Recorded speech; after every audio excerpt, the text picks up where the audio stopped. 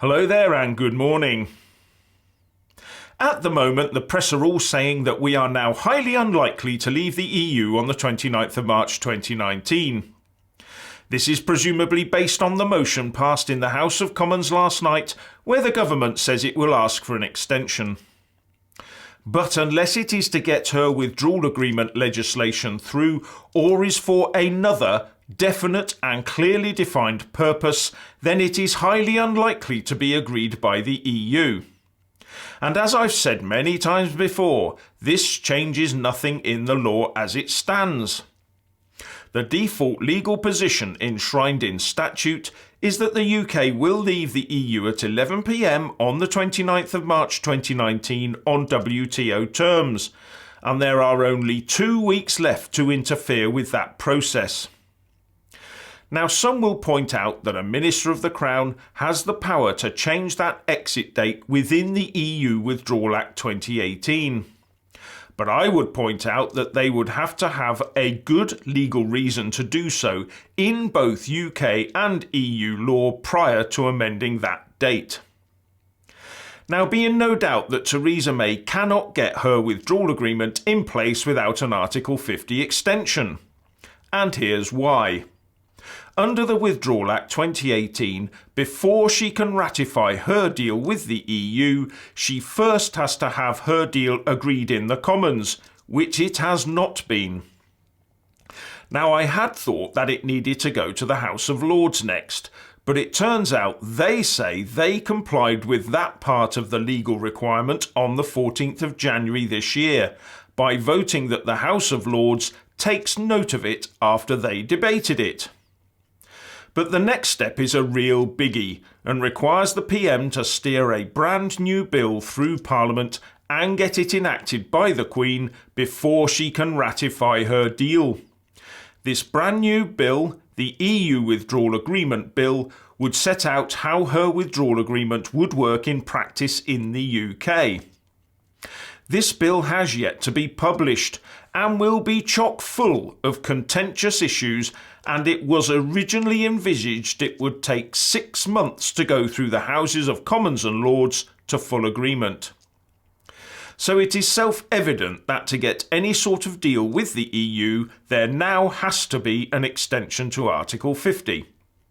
The only deal on the table is Mrs May's, and that will take many more months to work through, with absolutely no guarantees and with more and more uncertainty being piled into the system. Any other fully structured deal will take years to organise and bring a whole new set of uncertainties along with it. Both of those routes will probably end up requiring the UK to hold MEP elections, and there is now no legislation in place for those to be held in the UK. It's been repealed. If the UK wants to take part in those, then they had better get a move on and legislate, because candidate names have to be put forward to the EU by mid-April, just 4 weeks away. And getting an act through to allow those to take place would be harder than you think. First question is, how much time would be spent on debating if 16 and 17-year-olds should be able to vote in them? After all, in Greece it's 17, and in Austria and Malta it's 16. So our pro-EU lot in Parliament will move heaven and earth to get that lowered, won't they?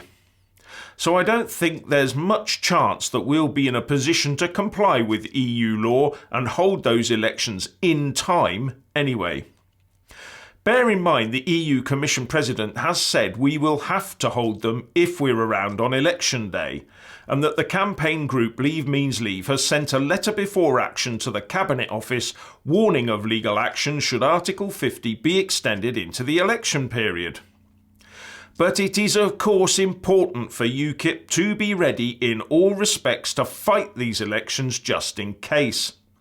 And that will also mean the party will be on a prepared footing for any snap general election that might rear its ugly head. Now, some people are talking about revocation of Article 50. Not only would that be the political death knell for the Tories, it would also take primary statute legislation to reverse the Article 50 letter, as well as EU MEP election legislation to make it so. And to get those through in time would almost certainly require an extension of Article 50 to allow time. The Remainers have a legislative Everest to climb, and as long as Theresa May holds on, they will in the end have to choose between her deal or no deal, as she will not go to the EU for an extension until MPs cave into her demands. But without an Article 50 extension, there will come a moment within the next 2 weeks when even her deal will actually become impossible to deliver on anyway. And then it won't matter who blinks first in this game of chicken.